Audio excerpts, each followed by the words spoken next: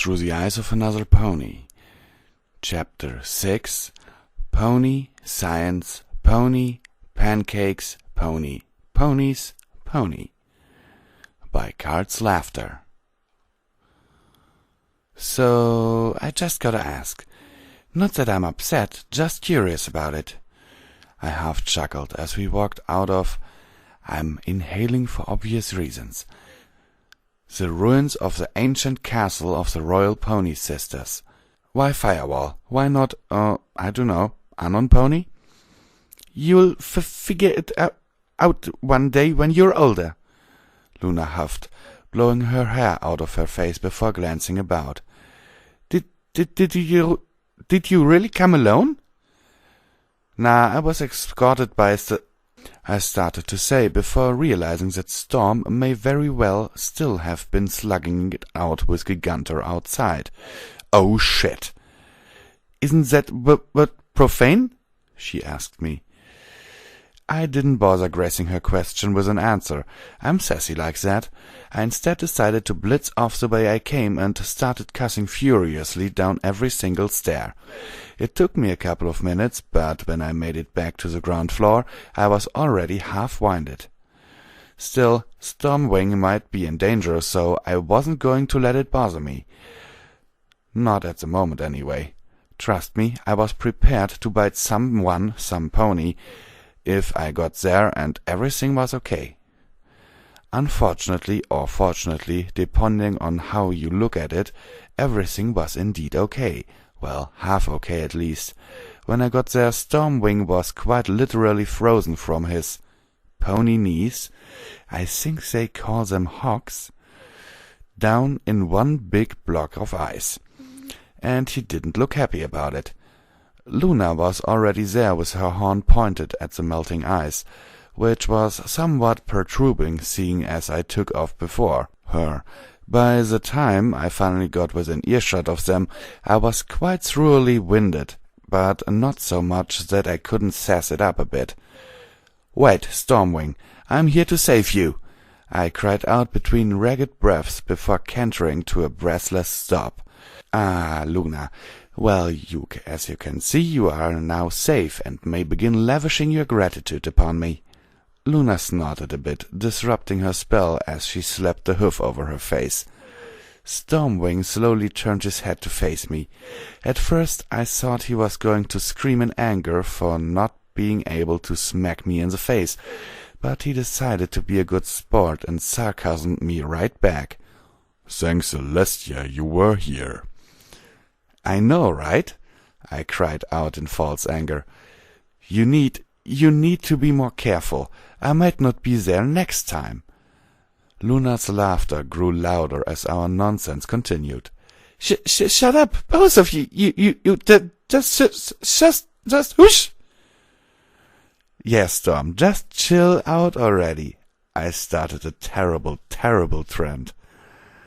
They both took the time to turn their heads my way as though they couldn't believe I just crossed that line. "I mean, I always knew you were a pretty cool guy and all," I continued. They were stunned. I think this could be considered mental battery or something. "But you just need to cool your heels." Nope, no shame whatsoever. "He's not going to stop," Stormwing wisely observed. "There's nothing to be ashamed of, though. Every pony gets cold feet from now and then."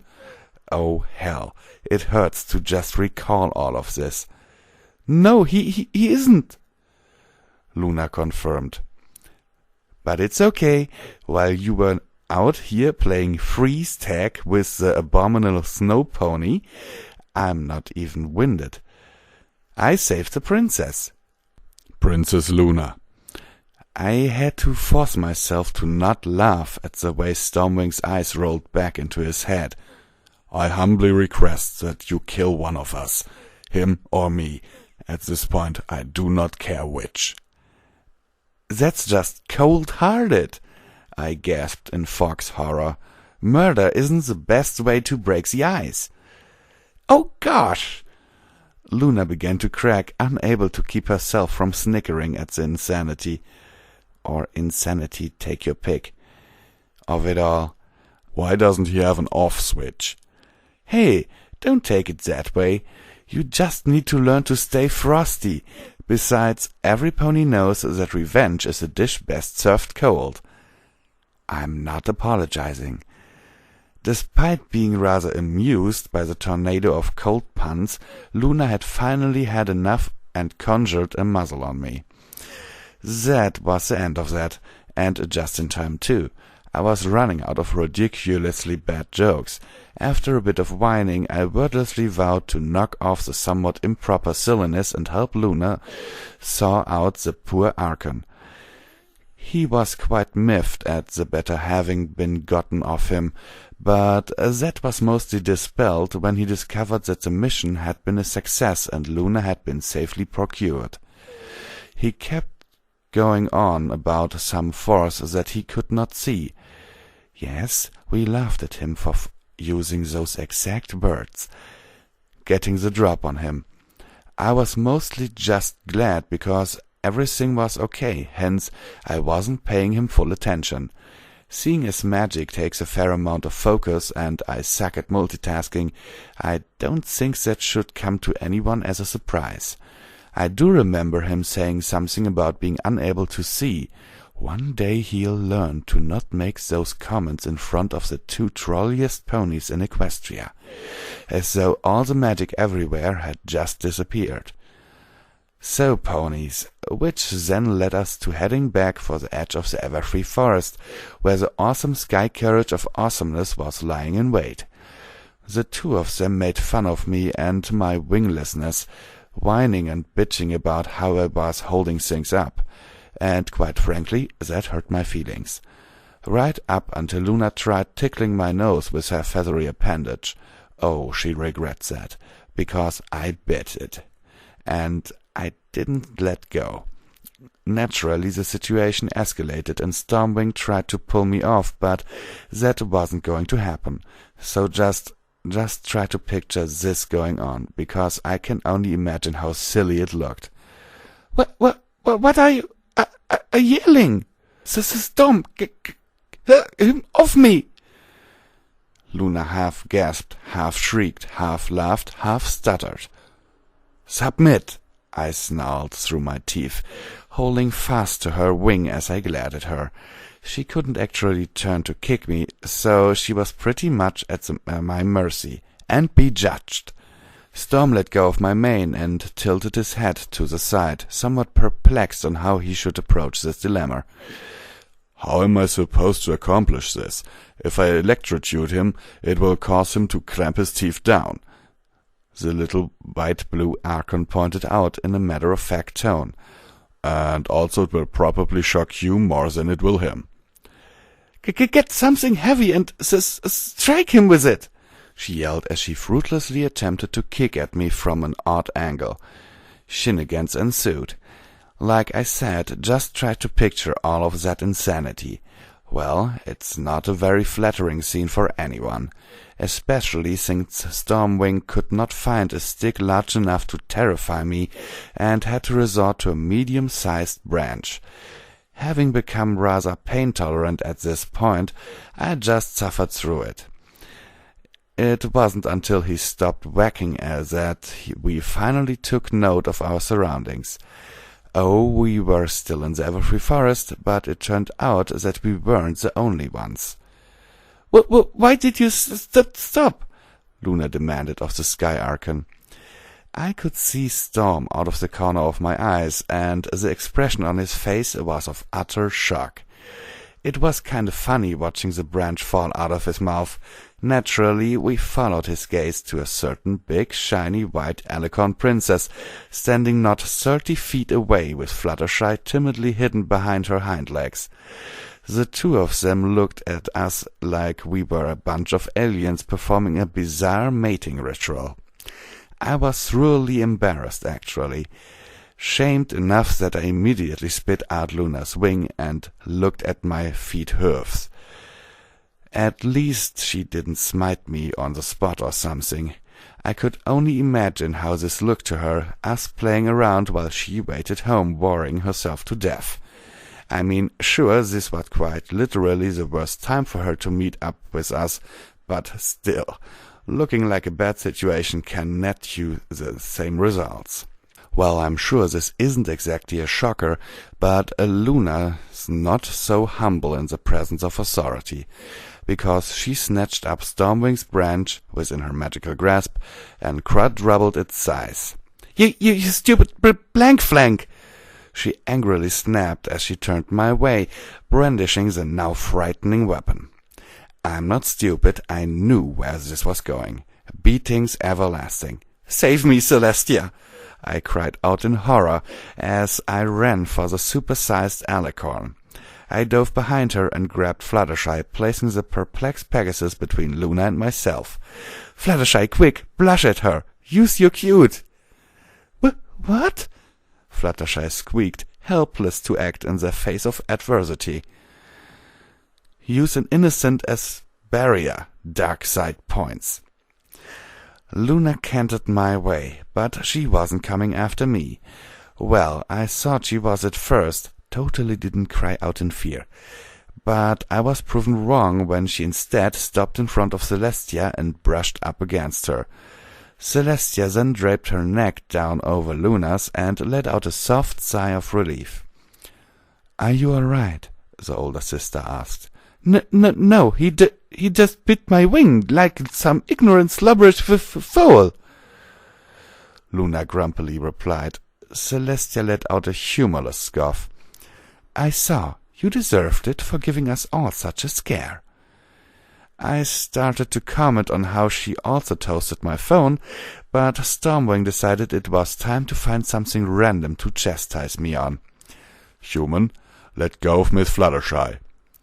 I still say a voice so rough and scary need not to come from a pony so small. "You're upsetting her." I glanced back at the kind pony that I held within my magical hoof grasp. She was indeed stiff as a board and wide-eyed. Curious, I gave her a little shake just to see what would happen, and my efforts earned me a fearful flutter squeak. Aw, goodness, it took all my willpower to not shake her again. Still, it was something I could show Twilight later and laugh my plot off as she experienced the conflicting urges to yell at me and laugh at Fluttershy. Yes, I'm sorry, but I like to pick on shy people. It's how I show affection. Whee! The moment I'm not even a tenth of a second later. I set her down. Luna's large stick swooped around her sister and smacked me on the flank a few times. "I'm being repressed!" I shrieked as I dived at Stormwing for cover. Sadly, he's faster than I am and had more than enough time to simply take flight, thus abandoning me to my fate. So really, all I managed to accomplish was place myself out in the open for more beatings. Oh dear! Fluttershy wanted to help. She really did, but what was she going to do? Give Luna a stern talking to? Ask politely? Beat Luna up? Actually, that last one would be awesome to watch. It's not like Luna would hit back or something. This is Fluttershy we're talking about, after all. Thankfully, my favorite alicorn saved the day. "Luna?" Celestia shut her eyes in exasperation and took her younger sister's beatstick away before it could bludgeon me further into submission. "Try to show some gratitude to the pony that saved you." "Yeah, and naming me doesn't count," I yelled as I ran behind a tree for more cover. You're about to be renamed to Whipping Boy," she countered. "Oh, so his name wasn't always Firewall?" Stormwing reasoned aloud before glancing back at the two alicorns. "Now, don't feel so bad for just calling him human all the time."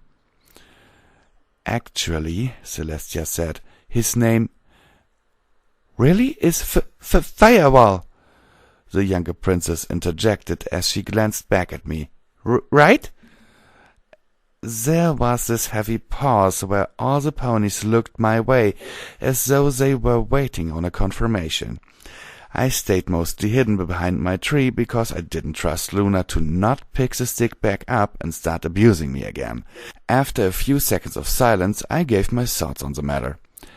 "You just whacked me with a magically enlarged tree branch," I yelled, still power cowering behind my deciduous protector. "Why am I going to take up your side in an argument, ya jerk?" Well, it got even crazier from there, which is saying a lot. Celestia wanted to go home, Stormwing was trying to figure out just what my name really was, and Luna was trying to get her stick back from her sister.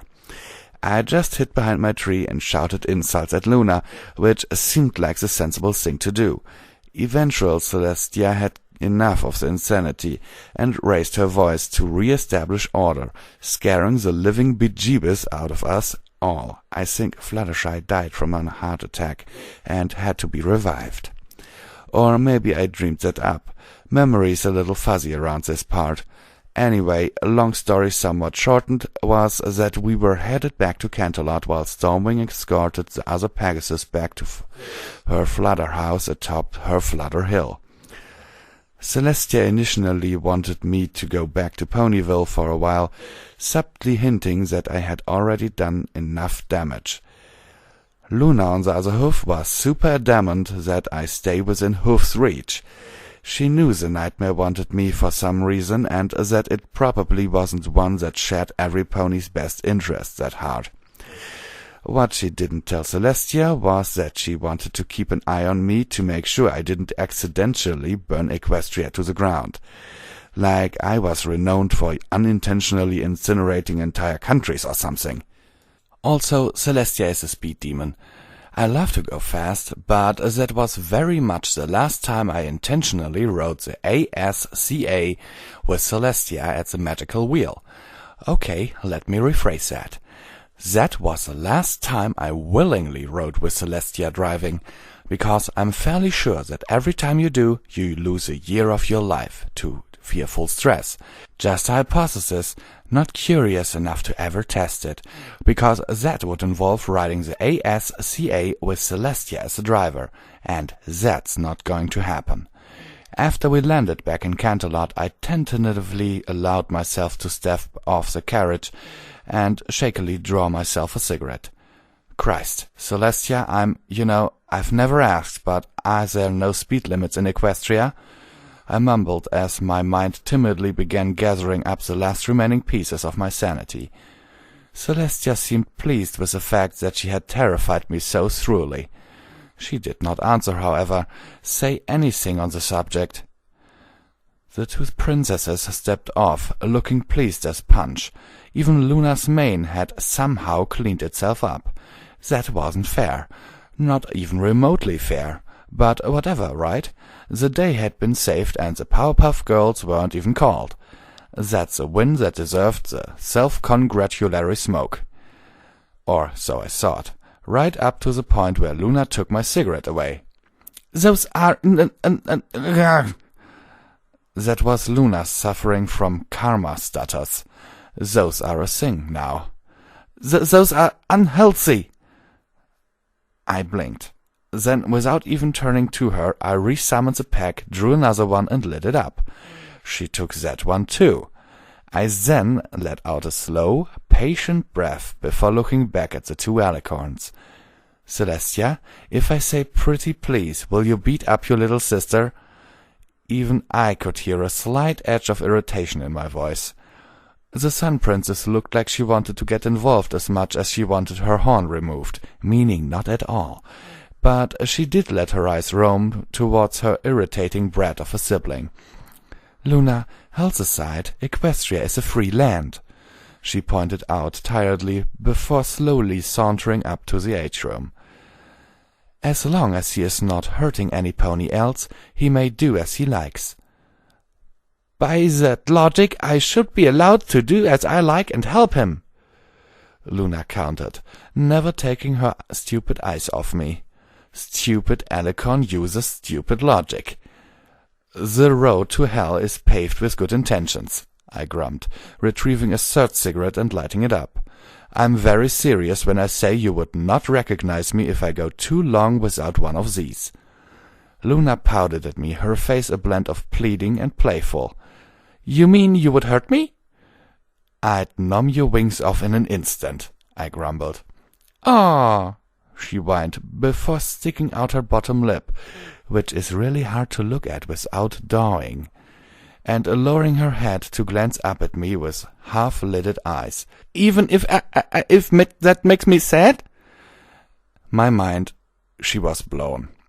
I couldn't believe it, but there was no mistaking the tilt of her head, nor the copy pout she was using to duck-face me. I remember my jaw dropping open as it rapidly dawned on me what Luna was doing.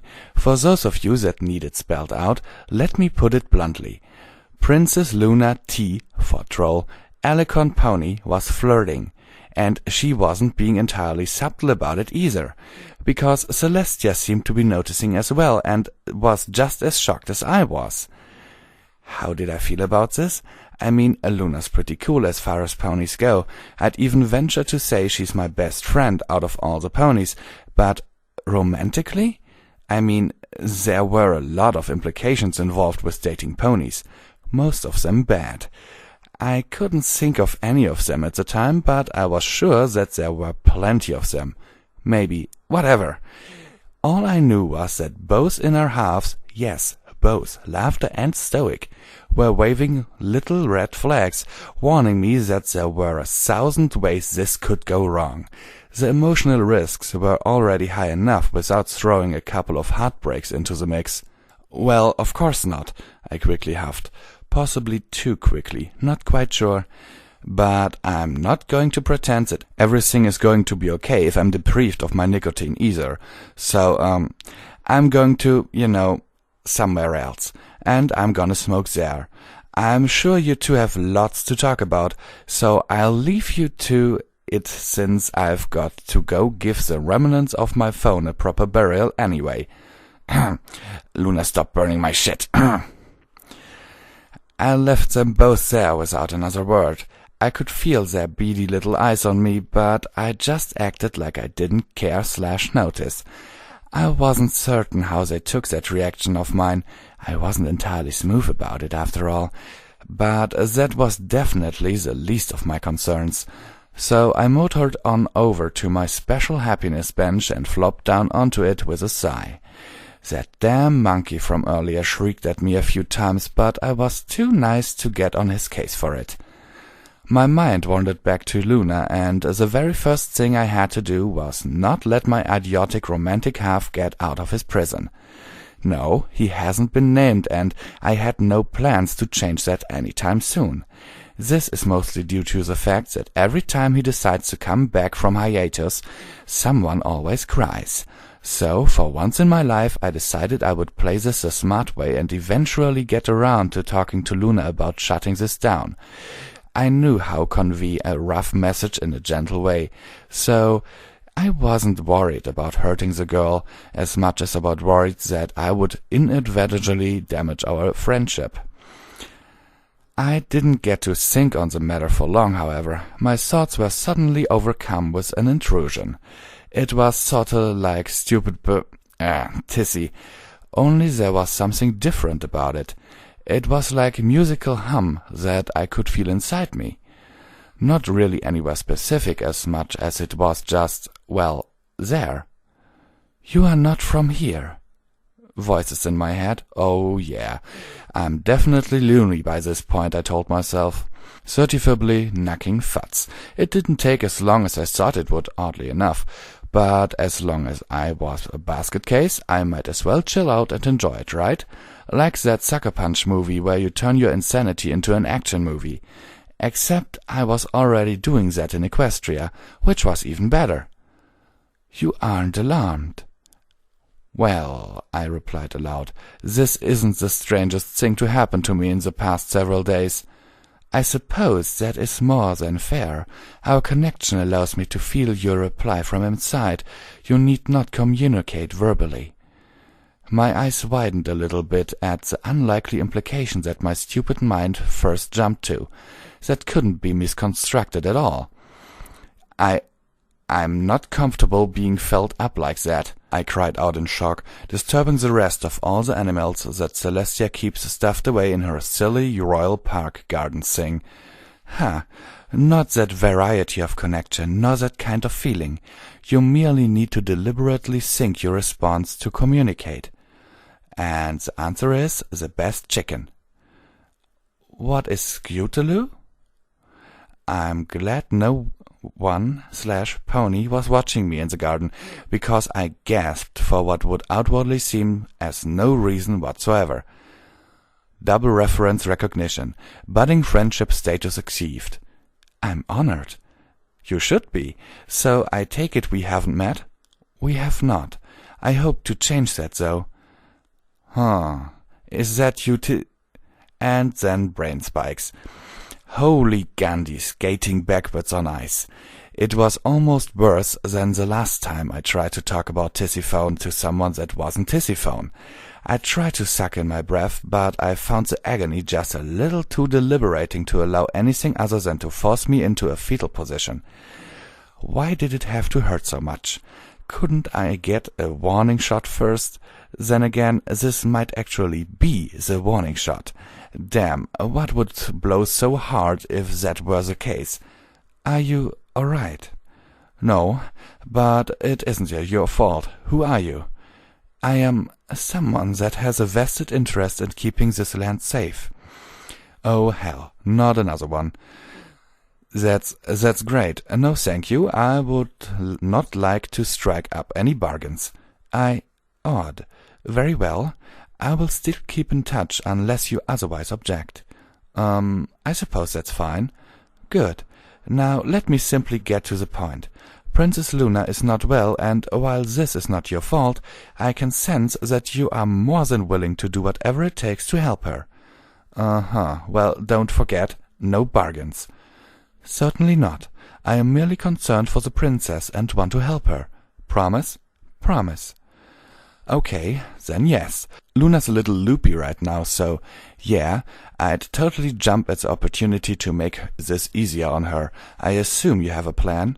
Indeed. Do you know the 4 necessary mental principles for manipulation? Magic? The 4 legs of magic? 4 legs of... I suppose I can see the metaphorical significance from an equestrian point of view, despite the fact that you are very much not a native. Faith, focus, conviction, and imagination. Why?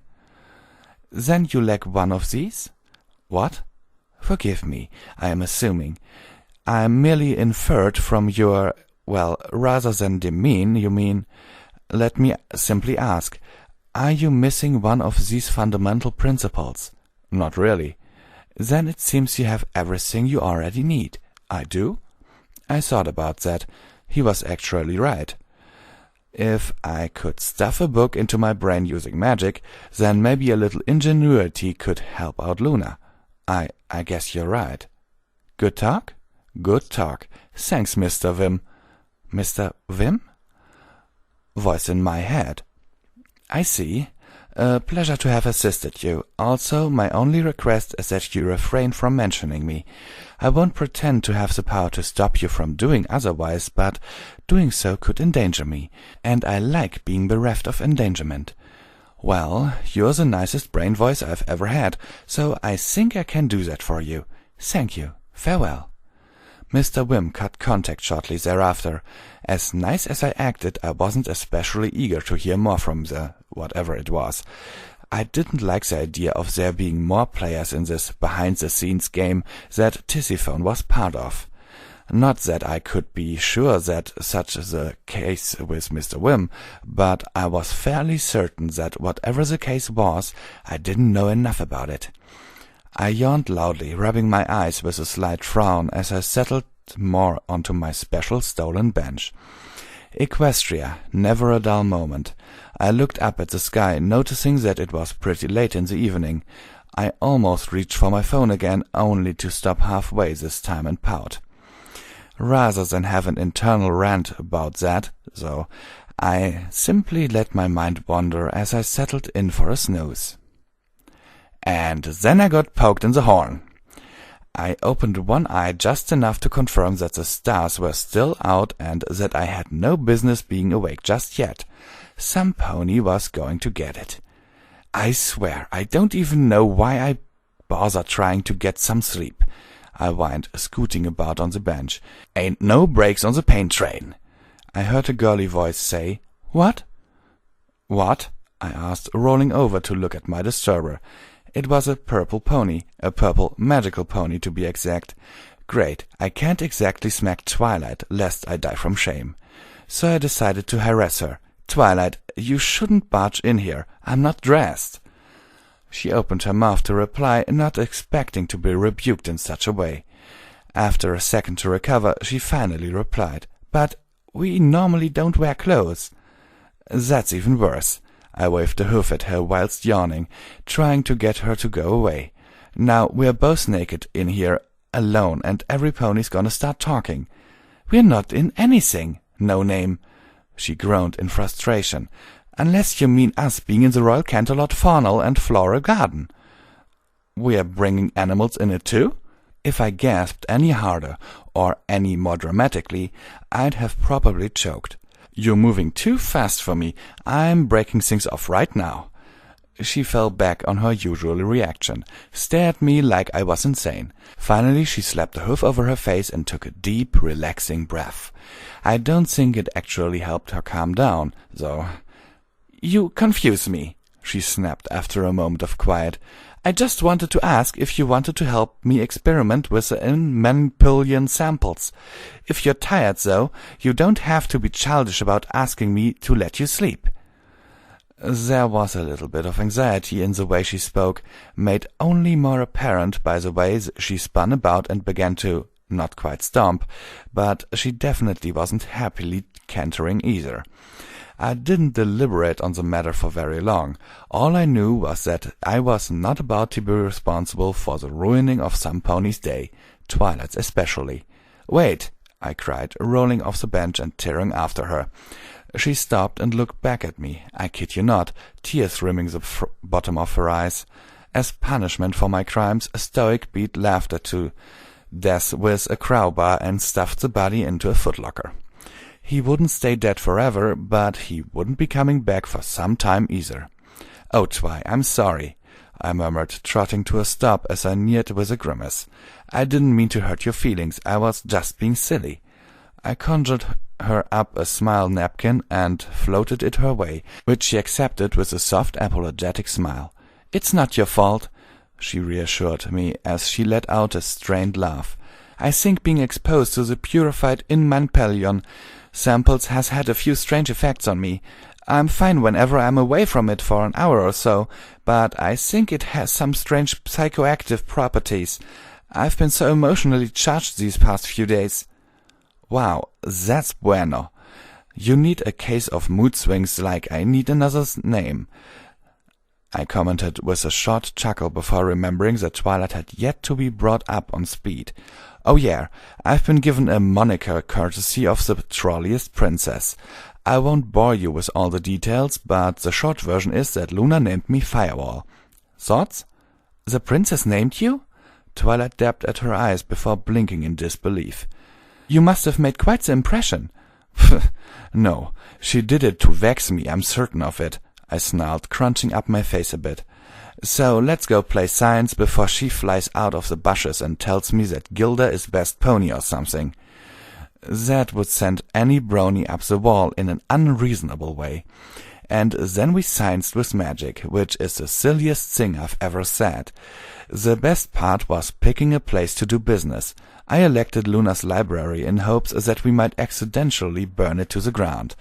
Of course, I didn't tell Twilight that, but I like to set my games up like Xantos, so that I win either way. I understood just barely enough about magic to know what Twilight was doing, but didn't know nearly enough to do anything but be the assistant. Fetch that, prepare this, cleanse that, etc.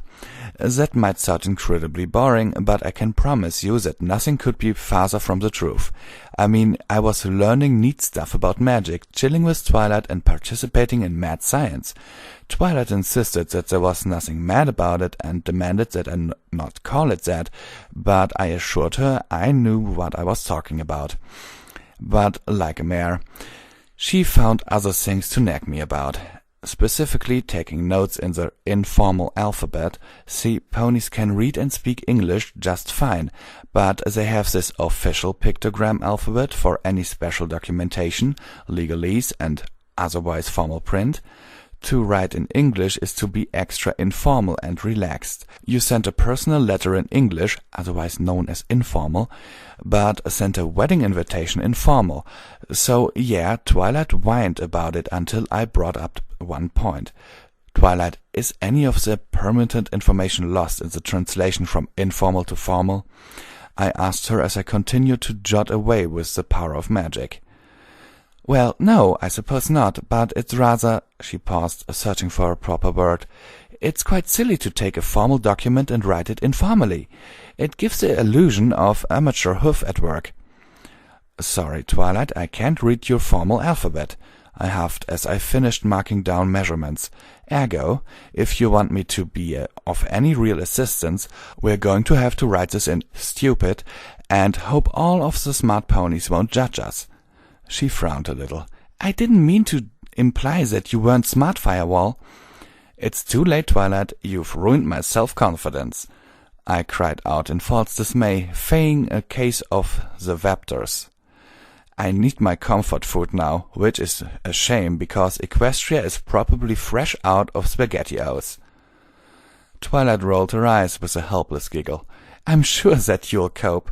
But as strange as it sounds, if all you can read and write is informal, then adapting to the situation is the best solution we have.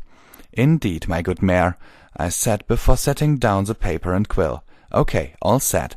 The only thing left to jot down is the best part. Results, she supplied handily. Hoofedly, whatever. And then she brought out the samples. She had 4 tiny dark grey pebbles that were about the size of a ball bearing, very tiny to be sure.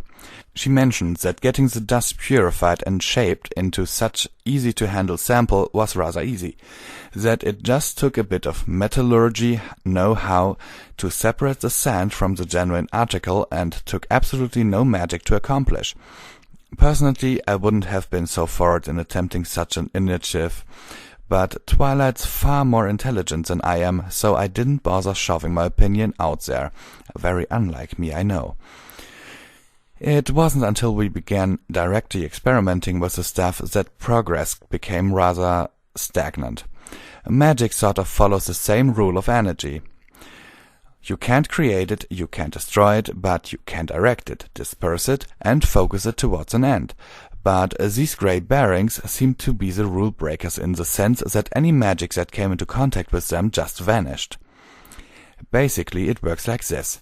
Any magical task requires 3 things: a geese, more or less the programming behind the spell, a focus to cast from, such as a hoof, horn, or wing, and the fuel, that being magic itself. Without any of those 3 things, your spell doesn't have the capacity to scratch your butt. In Manipulon, initially seemed to just wipe out the geese and destroy the fuel. We were pretty stumped as to how it worked. There should be a reaction for something so phenomenal, but our discovery didn't happen until Twilight accidentally bumped a magic candle over. When it rolled over to the sample we had set out on a simple plate, it winked out. It wasn't until I picked it up and set it to the side that the candle relit itself. Then we started making some headway. It took some verifying, but we confirmed that magic was not being destroyed. It was simply being disturbed somehow. The proof was in the magical objects, which would simply not function until a certain distance from the submatter, Twilight's word, not mine, known as in Manipulon, was established. Wiggy. It didn't explain what was happening to spells though, nor should magic be disappearing at all in the first place, but there was no way to actively observe the magic once its geese was disrupted, because the only way to actually see a spell was through its display, which the geese provided. I know this is getting super technical and stuff, but stick with me on this because it is about to make sense. But does it blend? I shouted in frustration before breathing fire at the tiny pebble that sat unassumingly on the table before me. Sadly, my fire breath died not a full meter from the table in question. "It's impossible to test upon with magic," Twilight cried, equally upset with the material. "How are we supposed to observe the effects the material in question has on magic when we can't see the effects it has on magic?" "Well, how did you get results before?" I asked, desperate to find a roundabout solution. "It wasn't concentrated enough before to completely disrupt magic, only severely dampen it," she explained. "It was difficult and required a lot more effort, sure, but I was still able to produce results. But I've given it my best focus and we didn't even get a spark." "Can we make any special goggles that let us see magic even without a display or something?" Twilight sighed as though she had been defeated. "Yes, but that will take days. Not only would we need a specialist to make the goggles in question, we would have to commission the aid of a thaumaturgist to design the spell.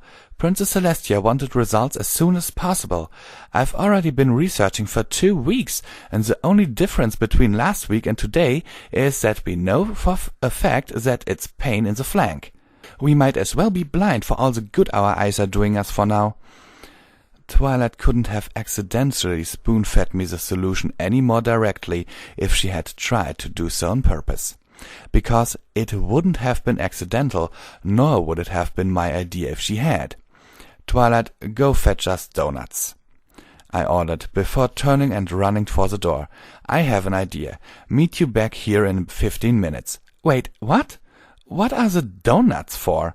she cried out after me. "What do you think?" I yelled back, not bothering to halt my enthusiastic dash for the stairs. I hate those stairs. I hate all stairs. The time was about 2 in the morning. The target was soundly asleep in his bed. The message was obvious, simple, and yet it was delightful perfect. "Stormwing! The nightmare is attacking!" I shouted at the top of my lungs and leaped onto his bed. "Save me, Storm! For the love of God, save me!" I think I gave him a heart attack. He cried out and flung himself off the bed with panic sprayed upon his expression. He was half awake and freaking out, so I snatched one of his pillows and threw it at him with a frantic scream. "What?" He dodged like some freaking pony ninja, complete with mid-air tuck and tumble. "Good reflexes, Storm. You passed."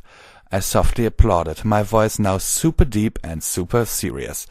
"What is the meaning of this firewall?"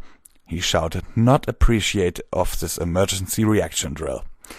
"You've now passed into the realm of magical pony science," I responded, brazenly throwing a dramatic hoof in his direction. "Only you can help us learn more of the power of anti-magic."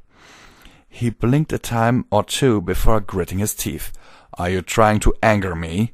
"Yes," I replied without hesitation, "but I am also being quite honest. We need your help. Come forth. Twilight is fetching you some donuts. You're like a pony cop, so I figure that'll help balance out your chi and stuff." "I don't... What are you talking about?" He rubbed at his face a bit before glaring up at me. "What time is it?" "Who cares, Storm?" I flung my hoofs in the air. "There's science to be done and Celestia needs results. Are you saying you're going to let Celestia down? Because I'ma tell everyone if you did." He glared in my direction for a few seconds before shaking his head. "What do you need? No more nonsense." "Fine. I swear this is the land of cartoony equines, but the ponies are all super serial." I grumped, crossly crossing my hoofs in a cross-like fashion.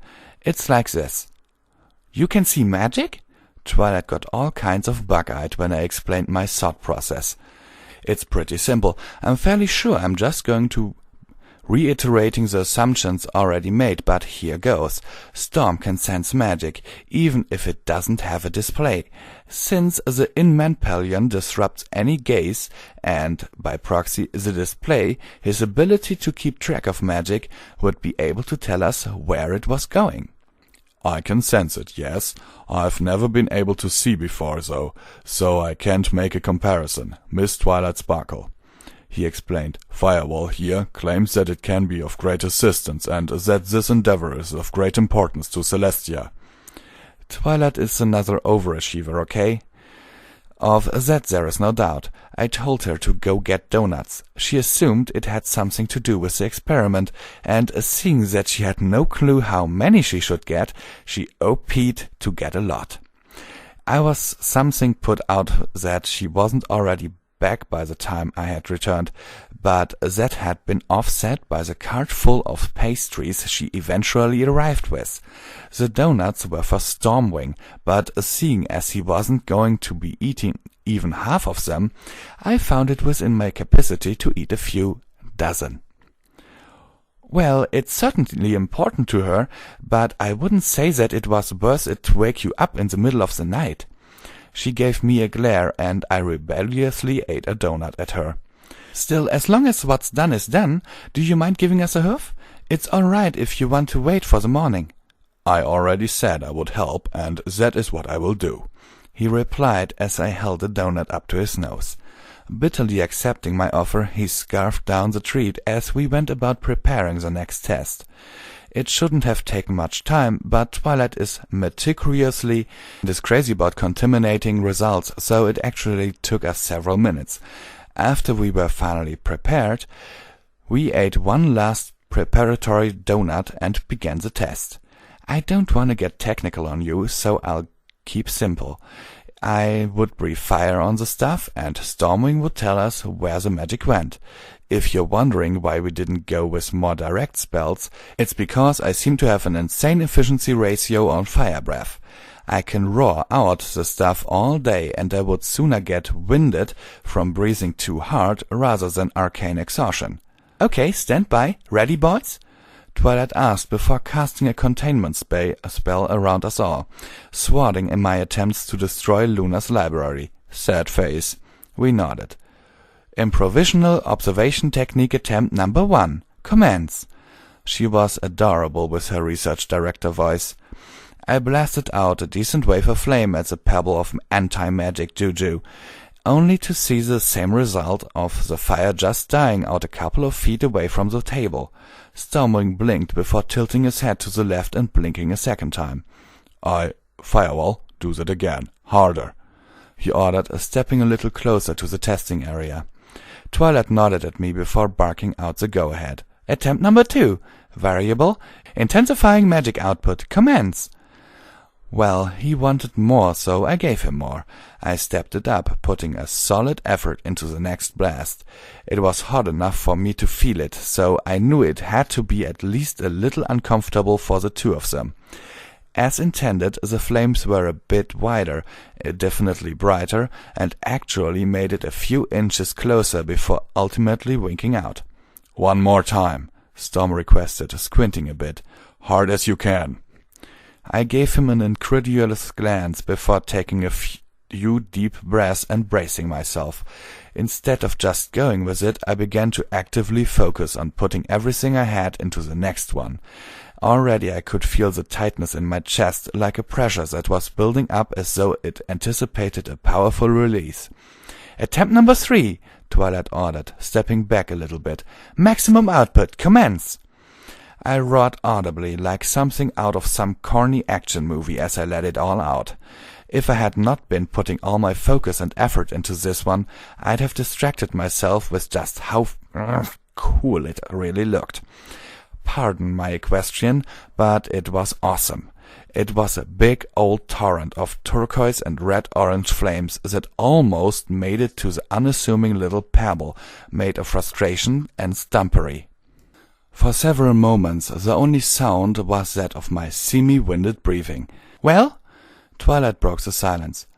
That's new, Storm said after another soundless second. The magic is being pulled into the blank spot and being compressed into the raw dot at its center. Compressed? What, like a black hole or something? I asked. Not sure what that is, but I can confirm that the magic is not being destroyed. It's just being concentrated on a focus. He elaborated, stroking his chin with a hoof. The blank area around the focus, though, I've seen it, yesterday at the ruins. Le gasp, I said. That was what you were talking about. I thought you were just making up excuses for losing a fight. Really? I said that unironically, which is somewhat stupid of me, I'll admit, incredibly insensitive at least. Twilight must have agreed because she fly-booked me upside the back of my head. Ugh! I cried, diving under the closest table, avoiding any further airborne literary abuse.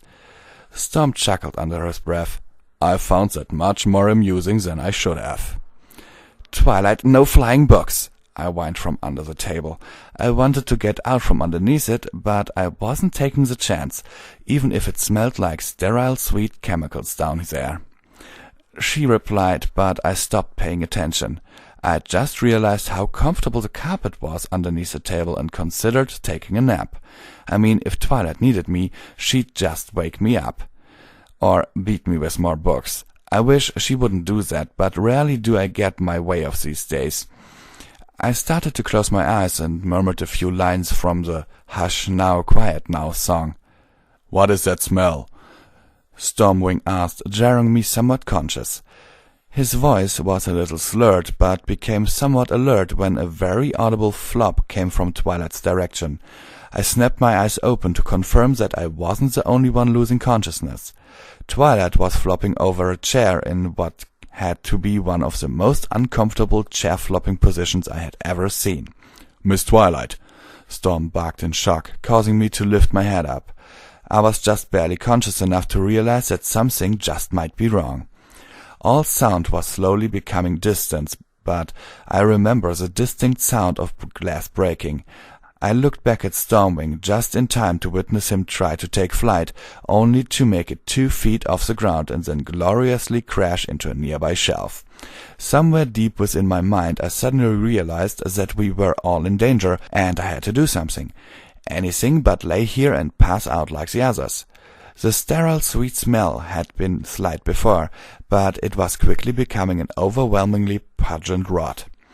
I had a good idea as to what it was, but that wasn't as important as doing something about it.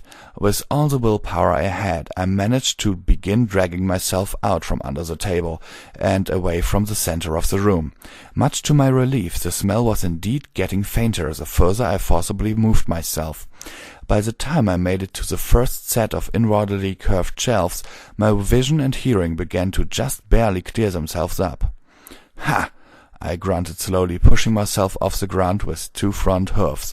Suck it, bitches! And then a wet rag smelling suspiciously of chloroform slapped down over my entire face. Oh goodness! I exclaimed before promptly fading out like a Bollywood romance scene. Side note, should you go to Equestria, throw your sleep schedule out of the window, because you won't sleep unless Equestria wants you to sleep. Well, we stayed clocked out for several hours, surprisingly enough. Last I checked, chloroform was supposed to only affect you for an hour, possibly 2. Even if left near you, it shouldn't affect a pony for much longer, considering that the stuff evaporates incredibly quickly. For some reason, though, we were out until a good portion into the morning. Lucky found us and was able to revive us all with the little cups of water that she dumped onto our faces. I remember the water being really, really effing cold, because she fetched it from some clouds near the tower. Damn it, Lucky. Just damn it, okay? So anyway, we were all completely unharmed except for a bruise on Stormwing's left foreleg. That was not to say that everything was all fine and dandy. It wasn't. All the notes and research we did on the Inmatpilon, yeah, it was gone. Along with all our samples. Storm was irritated, I was pissed, but Twilight couldn't see straight. I don't think Twilight's ever been stolen from, and it bothered her on some deep level. When she wasn't on the brink of tears, she was busy trying to keep herself from yelling at everything. Luckily, she was still listening to reason, and when I pointed out that her emotional state might still be under the effect of the Menpilon, she chilled.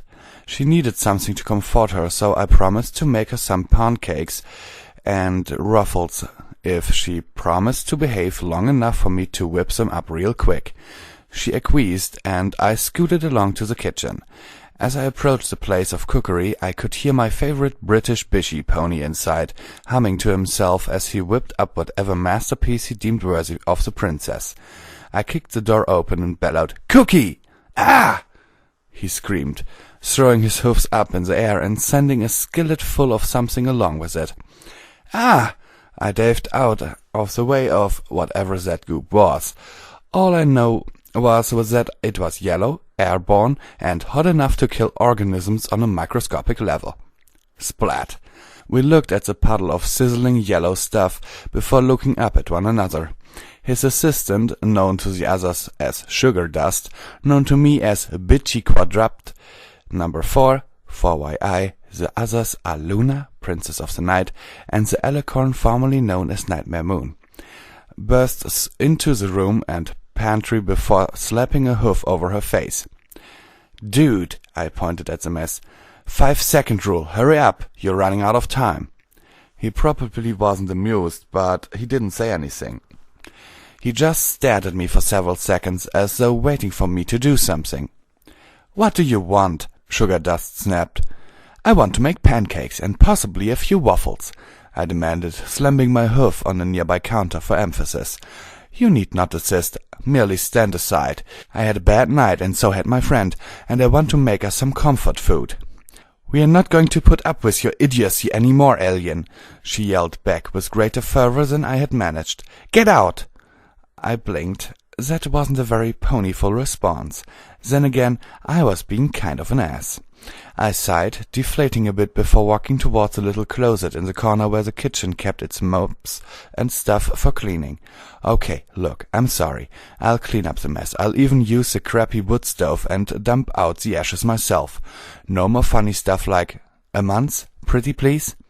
"Absolutely Bitchy Quadrupt started to reply. "Yes!" Cookie loudly cut her off. "Go ahead. Don't worry about the mess. Make whatever you like and hurry up if you don't mind. I've got to cook for Blue Blood's guests, so just try to stay out of the way. Sugar Dust, please attend to the accident."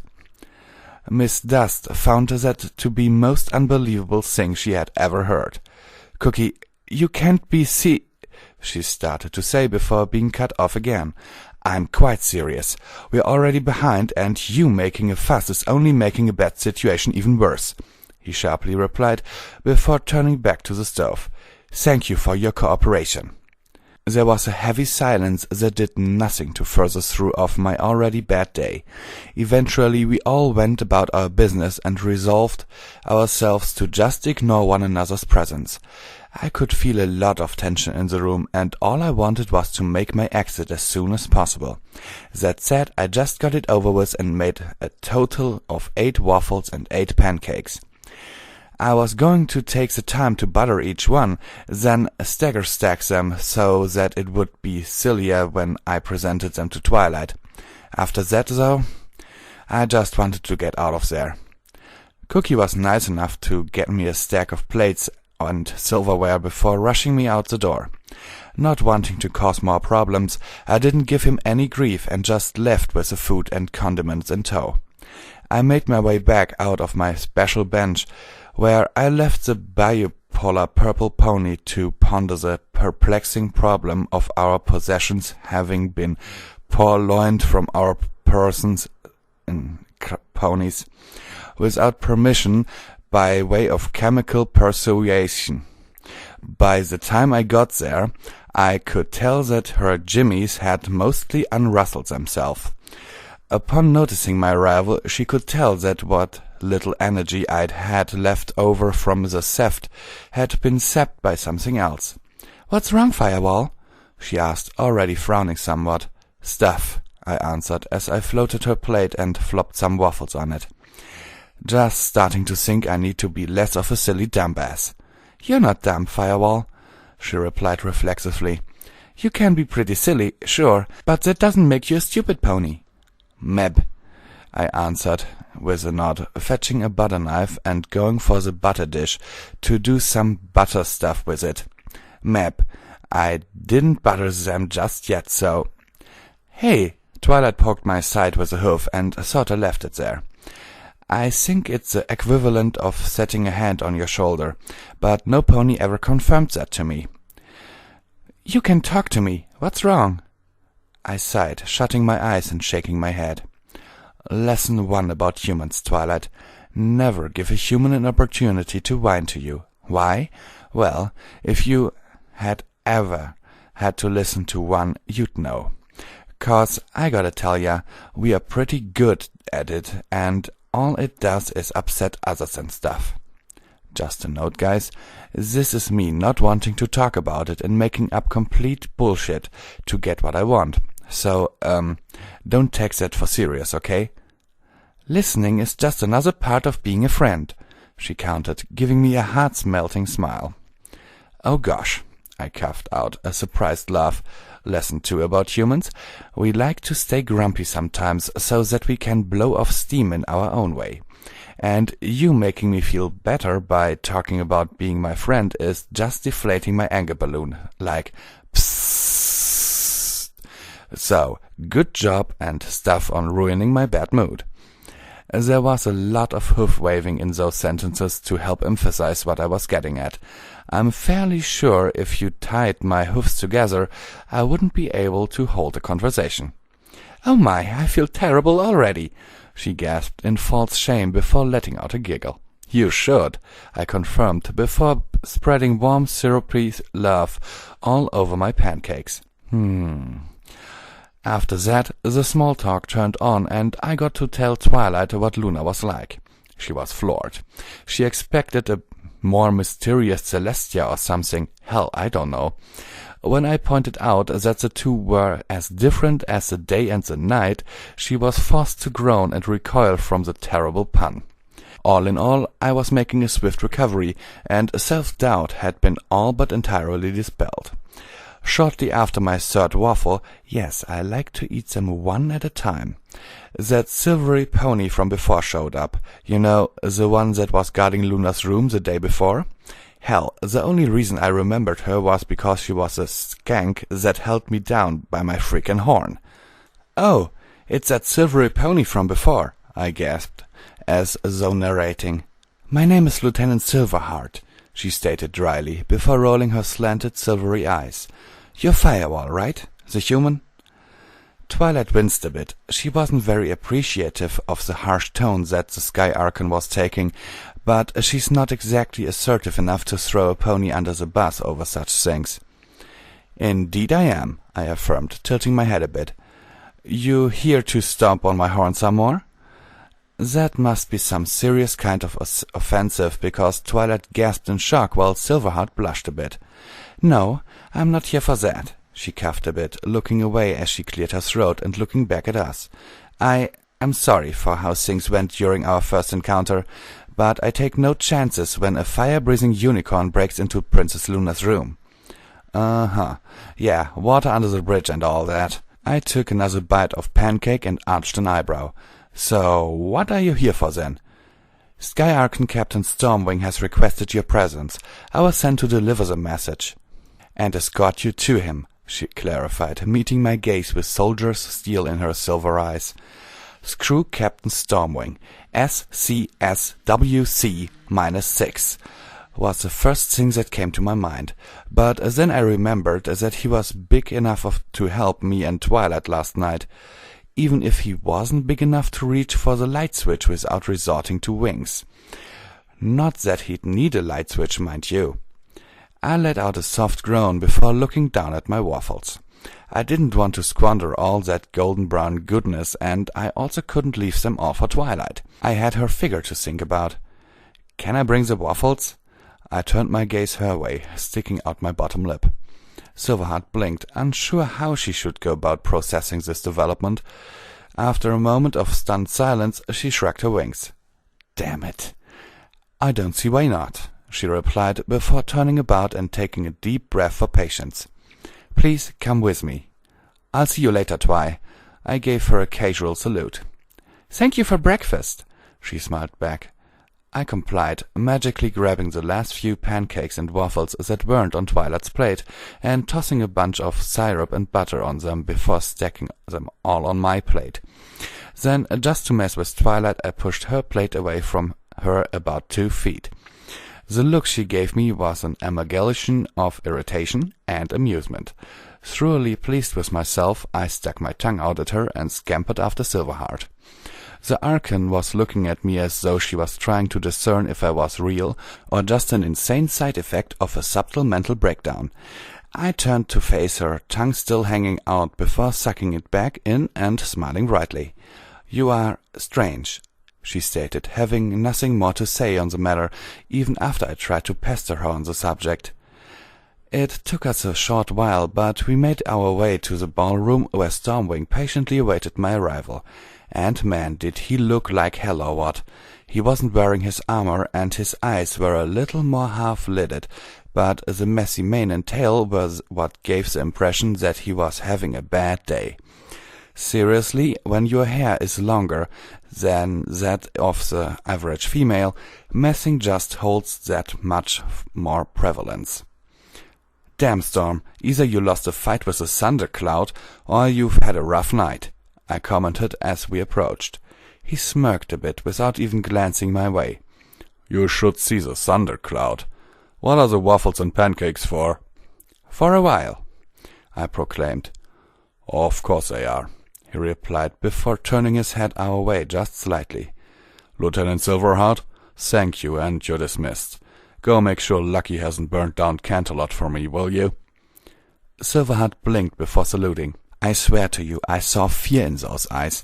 Maybe I was just imagining things, but probably not. Lucky is one scary hoofy. After dropping the salute, she turned and flew off in an entirely normal fashion. No sparkly lightning, no sonic boom of speed, just a dismal, unexcited takeoff. I thought about commenting, but just let it pass. Instead, I turned to Stormwing and prodded for information. "So, what's up, Speedy?" "Luna has not slept in 2 days," was his dry, flat answer. "Maybe you should take Lunesta?" Yes, I went there. Stormwing arched an eyebrow and swiveled his head in my general direction. "What?" I contemplatively tapped my chin with a hoof. "Yeah, that joke really holds no significance here." "I see," he stupidly answered. "No, you don't," I roared in protest. "You don't see anything." He totally ignored that. Unfortunately for me, he's a little too smart to be baited into such nonsense. "Anyway, she asked me to bring you to her," he started to say before I cut him off. Hold up." I waved the hoof to signal a timeout. "Luna asked you to bring me to her, so rather than fetch me yourself, you sent Silverheart, Stomper of Horns, to bring me here so that you could escort me the last 20 steps? "Princess Celestia asked me to watch after Luna." Random tangent. Stormwing's voice is incredible. Why? Only he can say the words Princess Celestia and not sound like a sissy. Which totally sucks for us brownies, because there's a huge difference between sounding like a sissy and actually being one. "I won't be able to sense her if I go much farther. This is as close as I can get to fulfilling the wishes of both princesses." Good cover-up, slacker. I gave him a skeptical glare. His expression finally cracked when he shut his eyes, took a deep, quiet breath, and let it out through his nose. He sounded like a tire rapidly losing its PSI, pony's per square inch fact. "I'm also lacking a good bit of sleep myself, and Luna did not specify that I bring you to her in top condition," he said after finishing his deflation. "Perhaps you should keep that in mind before further testing my patience." Challenge accepted. 2 minutes later, "Ah!" I screamed as I barreled through Luna's door. Well, if I didn't have any trouble sleeping before, I certainly do now. Luna was laying on her night-themed bed. I personally expected troll faces and a portrait of Rick Astley, with quite possibly the most impatient look of her upon her face. Naturally, I paid her no mind and leaped over her bed to put something solid between myself and the Sky Archon that was hot on my heels. I checked to make sure I had successfully made the leap without losing any waffles and pancakes. Much to my dismay, though, the final tally showed that I had lost 1 in all the excitement. "No!" I sputtered breathlessly before poking my head up over the bed. Sure enough, as Stormwing entered the room, I could see one side of his mouth protruding from being so full of delicious pancake. "You heartless bastard!" I cried in horror. He swallowed, smirking my way after the deed was done. "Consider it payment for not kicking the blank off your flank." Gah, that line. So good. Gah.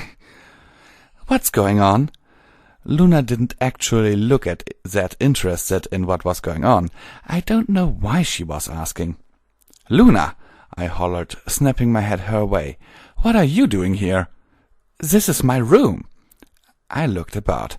Indigo paint on the ceiling, black columns, dark blue fluffy pillows, corn blue stained furniture, and moons on just about everything. There was a big blue stuffed animal that looked like a mix between a dolphin and the Loch Ness Monster. I wasn't sold, though, until I noticed a picture of Celestia and Luna in their younger years resting atop the nightstand next to the bed. By the way, Celestia is adorable with pink hair. "So it is," I confirmed. "Good observation. Thanks. I like to make my family proud," she countered sardonically. I chuckled before looking back at Stormwing. "You can leave now, you jerk." "Hush, Firewall," Luna ordered before glancing back at the Sky Archon. "Thank you, Stormwing." "Not at all, He started to reply before blinking at the sudden change of expression on Luna's face. Did you guys know that Luna hates, despises, and absolutely loathes being called princess? I mean, it doesn't come up often with me because I call her just about everything that isn't complimentary and respectful. Well, apparently Storm knew that too. But he's a huge stickler for formalities, so yeah. Storm ended up just grunting and hopping up onto the top of Luna's amour. After dusting it off a bit, he did a circle as though he were a cat and simply flopped down. I just had so many comments come to my mind that my brain derped out and all I could do was gape in awe. Luna snickered at my reaction because she likes to laugh at my expense. "Are you all right?" she asked softly. "All he needs is a scratching post," I mumbled, absent-mindedly before blinking and looking back at Luna. "Hey, you had me brought here. Why would you do something so silly? We both know that I have ponies to play with, and this is seriously cutting into that. What's up?" "I wanted to talk," she answered quite plainly. "Damn, I'm good," I explained, setting my pancakes and waffles on the nightstand. "Already accomplished the objective and didn't even know what it was." Luna face-huffed, but not like this dramatic slap on her forehead. No, it was slow, deliberate, and perfectly portrayed her thoughts of my response. Her words were flat and almost helpless. "You astound me." "That's what all the ladies say," I promised before dropping my pony elbow hog thingies up on the bed and bracing my chin up with my hoofs. "So, like enough with the silliness, what's up with you not sleeping? Isn't that bad for you?" "Don't want to sleep," she answered with a long yawn. "Been having nightmares, the kind that you can't scare away with a few spells." I suddenly felt extremely numb all over, having a damn good guess as to what was causing the nightmares. As I understand it, dreams and nightmares are the mind's way of occupying your sensory perceptions while you're asleep, and also act as a sort of taking out the mental garbage. It's why people that sleep to music usually have a slightly less restful sleep, because they're occupying a piece of their mind by listening to it. This was all second-hand information from a supposed sleep expert that worked at the Certa mattress store, but he sure as hell was confident and characteristic. The point was that Luna didn't have a trash bin full of mental garbage, but an entire junkyard of it. "Well, look on the bright side," I said, sitting back on my haunches and pointing to the large plate of breakfast foods on the nightstands. "I brought you foodstuffs." "Om nom nom?"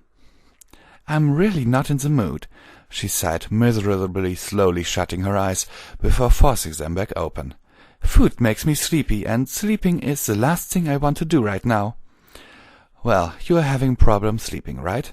I retorted. Let us eat then, and begin the process of forcibly rendering you unconscious. Here, I'll show you how. That said, I levitated a large waffle up to my face and took a huge chomp out of it. Now you try, I proclaimed through the golden, fluffy goodness. Before she replied, I floated her a pancake and dropped it onto her pillow beside her. Naturally, it soiled the fabric the moment it came into contact with it, due to the fact that it was covered in butter and syrup. "What are you doing?"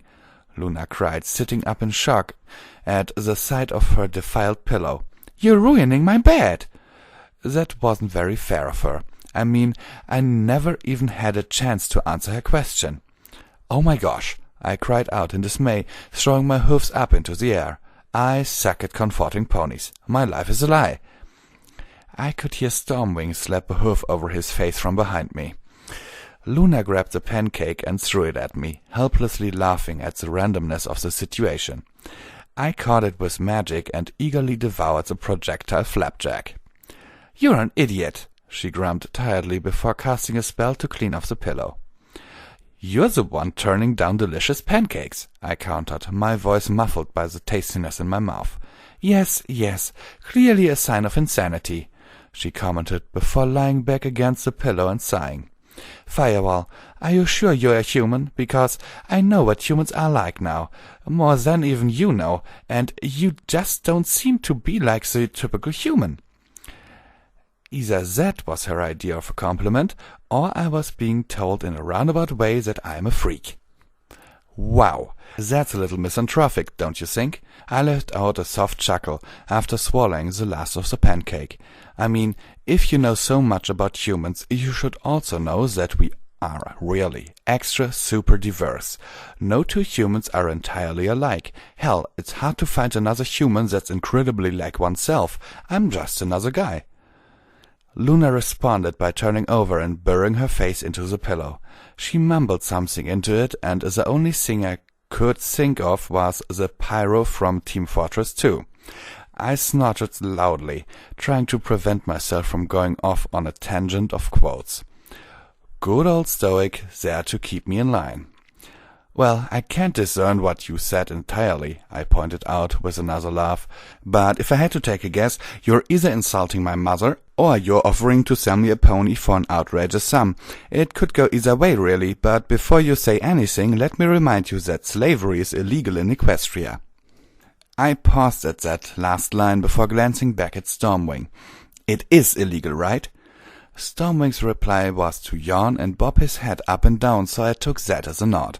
"There you go, Luna," I said, feeling firmly convicted in my statement. "It's super illegal, so you may in fact not sell me a pony for an outrageous sum. Stormwing would have to arrest you if you do that." Luna's pillow-muffled laugh was shortly followed by the Sky Archon's impatient sigh. She eventually looked up from the fluffy fabric and whipped at her bleary eyes. "Humans are so awful, though." "No, we are not awful." I rolled my eyes and handled hoofed. Seriously, I have no clue what the appropriate term is. A piece of waffle that I had sectioned off for her. Some humans are awful. A lot of humans are just fine, and there are even more that are bigger sweethearts than some of the ponies I've met. She gingerly inserted the treat into her mouth. I know. It's just, I can't explain it, Firewall. I know you're not all bad, but I can't help but see all the dreadful potential." "Yeah, I figured," I said with a nod, sighing feebly as I tried to arrange my scatterbrained thoughts. "I mean, the nightmare wasn't kidding. Humans can be pretty nasty, and yeah, we're pretty keen on recalling the worst parts of our history, but it's in an effort to learn and better ourselves from it. Does it make any sense?" "Mm-hmm." She nodded with a soft yawn that Stormwing quickly contracted. "And I can see a lot of reason and logic for many things that humans actually do.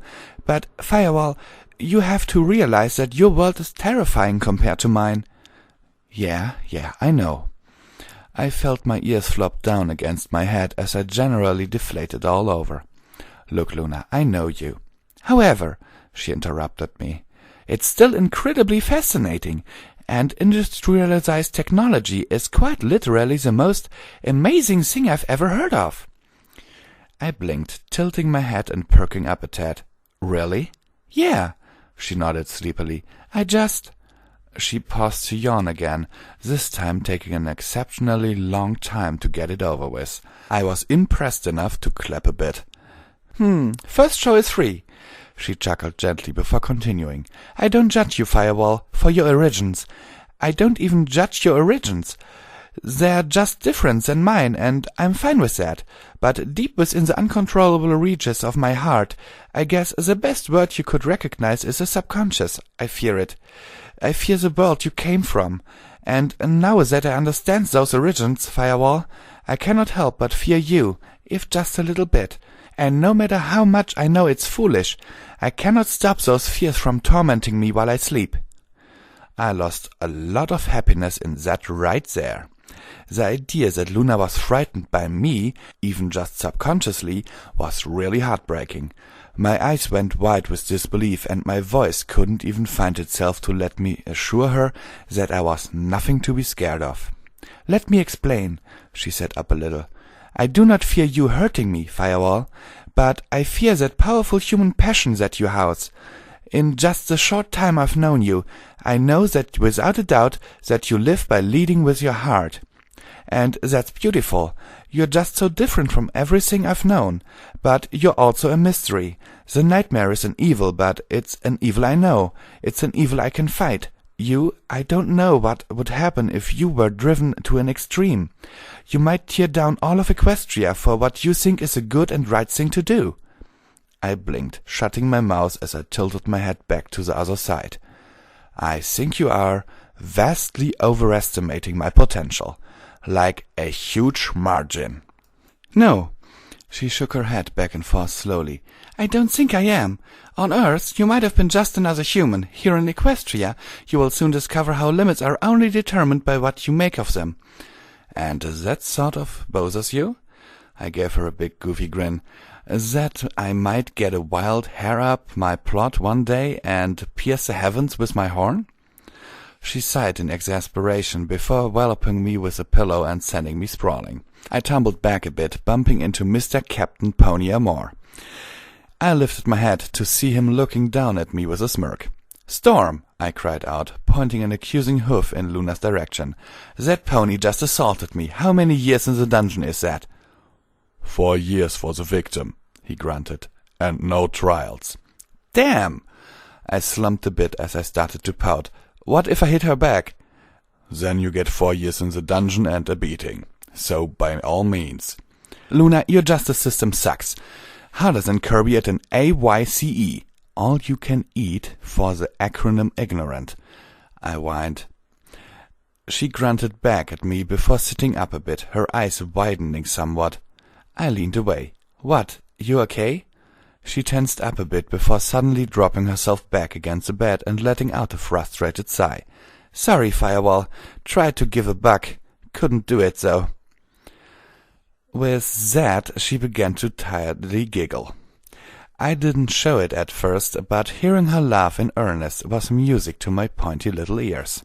Don't know why, it was just a relief to see her happy. Eventually I did smile, and she took note, raising her eyebrows in confusion. What was that for? She queried. Dunno, I replied honestly before getting up and cantering back to her bedside. I guess I was just really worried, and it's nice to see that you're okay.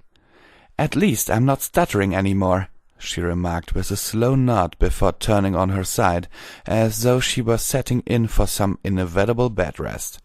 Can I ask you a question? Anything, I answered without hesitation. Keep in mind, though, you definitely know much more than I do. That's nothing new, she replied, the side of her mouth slowly turning upwards. But seriously, I want you to answer me as best as you can. In your own words, what is a human? And if you say a miserable pile of secrets, I'm not sure what I'll do, but I'm sure it won't be pleasant. For you, at least. I was totally going to say it, too. I sighed, drooping down somewhat before giving her a pout. No bullshit? You hurt me," she almost growled. I let out a snicker before whipping the grin off my face and getting myself in the proper mindset. It took me a moment to think of a place to start, but after a few moments of thinking, I figured I would just let it flow. Brace yourselves for the philosophical musings of Firewall. All right, then. I took a moment to collect my thoughts one last time, tilting my head a bit before taking a deep breath. Humans are quite odd, now that I think about it. They're imaginative, desire-driven, preserving, stubborn, passionate creatures. Nothing more. Not that different from ponies, really, except that humans don't get cutie marks to tell us what we want deep down. Which is hard, because sometimes we never find out what we want. When we do, though, we chase it without so much as a second thought, and often never even realize that it makes us happy to have that purpose. We are not afraid to fight for what we want, even if it means fighting one another. You can't classify all of humanity in just a short, concise idea. We are all too diverse, and to write would be pretty futile. Some humans just think about themselves and their personal desires.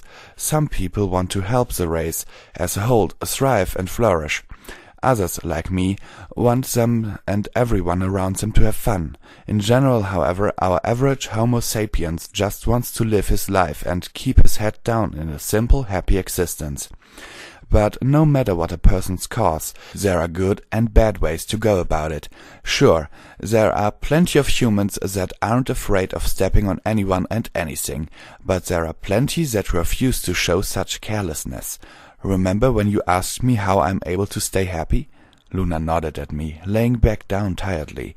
I glanced back at Stormwing, only to meet his gaze.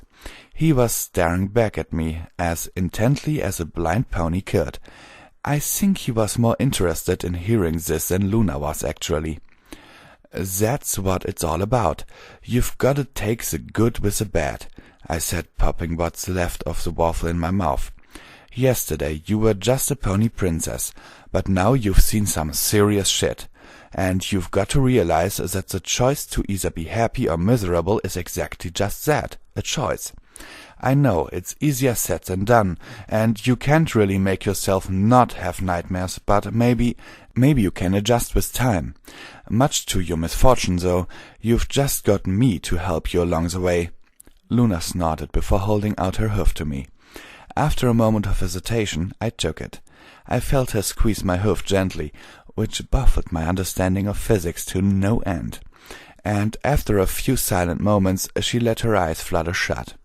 I bit my lip and felt my chest tighten up a little as the realization that Luna would probably not have a pleasant sleep despite my comforting words. And I hated that. I wanted to do something about that. I wanted to be that protector, that firewall, just as Luna had said. My only problem was that the sheer ridiculousness of that notion was holding me back. It was just such a magical and ludicrous thought process that I was following that I didn't know if I should let myself go down that path. Was this fanciful thinking just too far out there? I kept asking myself.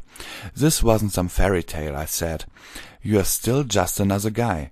My train of thought was interrupted by Luna twitching a tad. It wasn't long before I understood what was happening. Luna's nightmares were returning. She stirred with a whimper, and I felt frustration seize within me. I just wanted to do something, but what can one do about a nightmare? Then I remembered Mr. Wim and his advice. I had everything I needed to help Luna. I was a frickin' unicorn. This was something I could do. I had the imagination. I had the face. I sure as hell had the bloody conviction. All I needed now was a focus, and I told myself that I would be damned before I screwed this up too. I shut my eyes, told myself what I wanted and how I would get it done. I knew it would work if I just gave it my all, holding nothing back. Almost immediately I felt as though all strength I had left me so swiftly that I almost wondered if I had always been so decrepit. I instantly recognized the arcane exhaustion for what it was and heard a small part of me begin to panic. I nearly collapsed, but I wasn't sure that I had produced the results yet, and that wasn't good enough. Uncertainty was not an option, and I wasn't going to stop until I knew I'd succeeded. Despite my determination, though, I started to feel dizzy and was nearly forced into giving up by way of passing out. It was the sound of Luna murmuring anxiously in her sleep that drove me on to keep on giving everything I had until I heard a distinct melodic ring. I opened my eyes to see Luna sleeping peacefully with a little glowing shield just under her horn, and nearly collapsed from the fatigue I had just inflicted upon myself. Stormwing caught me, having evidently left his perch to see what I was doing. "Come with me," he said quietly, hooking a wing under me, and began to guide me out of the room. His voice was urgent, and his motions were a little rushed. If I had been just a little more aware, I'd have tried to discern what the big hurry was. Things as they were, though, I wasn't in much of a condition to do anything but comply with a tired grunt. As we exited, Stormwing shut the door and sighed in relief. "Thank you, Firewall. I don't know what you did, but I'm glad you did it." "Did what?" A regal voice popped up from behind us. "Is Luna any better?" Celestia is not small, nor is she particularly colored to camouflage against anything, considering she glows like the sun half the time. Hence you can understand my shock when she got so close without making any noise. "Shit!" I hissed despite my exhaustion, stumbling away from the princess until I fell back on my hindquarters. "Yes, Princess. Firewall helped Luna get to sleep with a spell I've never seen before." Stormwing answered her, ignoring my dramatic reaction. "She's now not having any nightmares. At least I don't think she is." "Damn it, Celestia!" I placed the hoof over my chest. "Are all princess ponies so stealthy?" I'm so glad." Celestia smiled, as though Christmas had come early, before looking down at me. Thank you, Stephen." "Yeah," I panted, nodding as I smiled back up at the princess. "Yeah, you just make some noise when you walk, and we'll call it even, yeah?" "We should probably move him away from the door," Storm commented slyly, as though I were about to make a racket. To be fair, I'm prone to do that sort of thing. He pointed at me with a hoof, attracting Celestia's attention. She followed his hoof to me and didn't seem to notice at first. After a second, though, she gasped and held a hoof over her mouth in shock. "Oh my," she murmured in surprise before smiling brightly. "I think you should come with me, my little human." I think I just came up for a way to make a million bits selling a new line of toys to little colts and fillies. The worst of the exhaustion departed. I simply obeyed. Picking my sorry plot up, I cantered after the princess with a curious, if somewhat tired expression on my face. Stormwing kept pace with a slight smile on his lips. I kept trying to get what was up with him, but he kept shaking his head, unwilling to spill the beans. I followed Celestia all the way to the ballroom, and all the way to the dais where they put performers like the ones we had seen at the Grand Galloping Gala. Alongside the back of the wall was a large mirror that stretched all the way up to the impressively tall ceiling. "Now that we are sufficiently away from Luna's room," Celestia started with a laugh, "why don't you take a look at yourself?"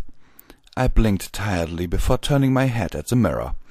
It took me a minute to realize what was so damned important, but after I finally noticed what was up, I could see why it was so critical that I stay away from Luna. Because I was about to make a lot of noise, or at least I had every intention of doing so. "Mother of God!" I wheezed, stumbling a bit. "There's a tattoo on my butt. How drunk did I get last night?" Stormwing snorted as I lost my balance and held up a hoof to help me steady. Yes, it was true, a mother-bucking cutie mark. It was beautiful. The design was simplistic, yet stylish. A tri-pointed red shield that held a smaller blue shield inside of it, with a tiny tongue of flame in the center. I was utterly breathless. I couldn't believe it. I had a cutie mark. Oh, sweet pony Jesus. Things were getting dizzy. I'm so... Oh, God. I craned my head to look upon it with my own eyes. Oh, God, it was still there. That meant it was real. I think I'm going to cry. It made such perfect sense. I wanted to be a protector, and now I got a shield for a cutie mark. All I needed now was a pair of wings to complete the all bronies will die of jealousy combo. And yeah, my eyes were totally welling up with glee. Celestia, does this make me a pony now? I looked up at her with my lip poked out to help show her just how emotionally charged this had made me. She was about to reply when she was cut off by a loud, brash, and arrogant laugh. A very distinctive, loud, brash, and arrogant laugh. Indeed, it was my favorite loud, brash, and arrogant laugh. Tremble, Canterlot, tremble from head to hoof, for this land is now under the rule of a new order. I, the great and powerful Trixie, claim this city in the name of Azure Flora. Her beautifully obnoxious voice boomed throughout the grand room. I've never been so happy to hear an invasion announcement, I stated with all seriousness, my eyes wide with excitement. I, for one, welcome our new pony overlord. What? Stormwing was so very confused by my words. I can't say I blame him. The roof was suddenly torn off the ballroom, and that awesome blue pony dropped in, laughing haughtily. Cower before the great and powerful Trixie! This was quickly followed by me running down the stairs and hitting her with a glomp. For those of you that are not fanboy girl inclined, a glomp is an enthusiastic flying tackle hug, and that's just what I did. I glomped Trixie. For great justice, yes, you may all proceed to die from jealousy overload.